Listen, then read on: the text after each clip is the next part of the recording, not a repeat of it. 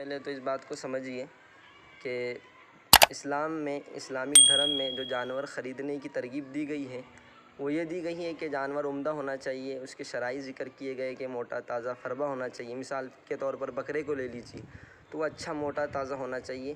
اب رہا مسئلہ کہ بازار میں بہت سی مرتبہ دیکھنے میں آ رہا ہے، پچھلے دن ہمارے سامنے ایک ویڈیو آئی کہ وہ بکرا اچھا موٹا تازہ اور اس پر کچھ چاند کی شکل بنی ہوئی تھی، تو بازار میں اس کے 51 لاکھ روپیے بتائے جا رہے تھے۔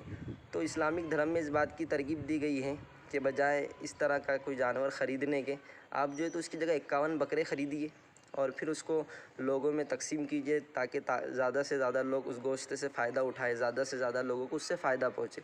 تو یہ ٹھیک ہے، اسلامک لوگوں کا ہونا کسی بکرے پر یہ قدرتی علامت ہے، اچھی بات ہے، لیکن وہ جانور کی صفات میں سے نہیں ہے۔ بس ہم اس کے متعلق یہی کہتے ہیں۔